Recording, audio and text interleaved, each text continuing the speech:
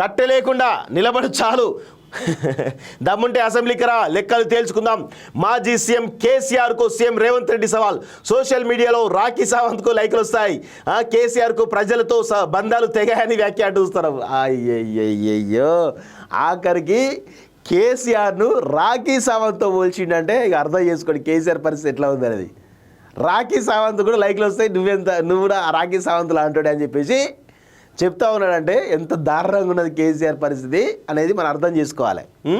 తాను కొడితే మామూలుగా ఉండదన్నటువంటి మాజీ సీఎం కేసీఆర్ వ్యాఖ్యలకు ముఖ్యమంత్రి రేవంత్ రెడ్డి ఘాటుగా బదిలిచ్చారు. బలంగా కొట్టడమేమో కానీ కట్టె లేకుండా నిలబడి చూద్దాం అంటూ ఎద్దేవా చేశారు.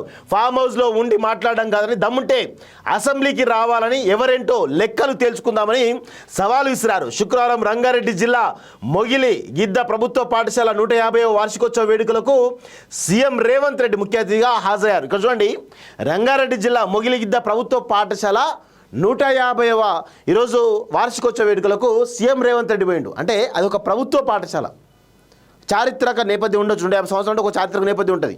కానీ ఒక ప్రభుత్వ పాఠశాలకు వెళ్ళి ఆ వార్షికోత్సవం కూడా అటెండ్ అయ్యిండు అంటే ఏ విధంగా ప్రజల్లో తిరుగుతున్నాడో మనం అర్థం చేసుకోవాలి. ఇక్కడ పాలనా విధానంలో ఈరోజు ఎలాంటి లోపాలు లేవు, కానీ అక్కడ మంత్రుల విషయంలో కొంతమంది మంత్రులు చేస్తున్నటువంటి చాతగాని పాలన వల్ల కొంత ఇబ్బంది అవుతున్న విషయం వాస్తవం. కానీ ఇక్కడ సీఎం విషయంలో మాత్రం ఎటువంటి అది లేదు. ఆయన చాలా పర్ఫెక్ట్గా పనిచేస్తూ ఉన్నాడు, ప్రజల కోసం ప్రజలకు దగ్గరగా చాలా పర్ఫెక్ట్గా పనిచేస్తూ ఉన్నాడు.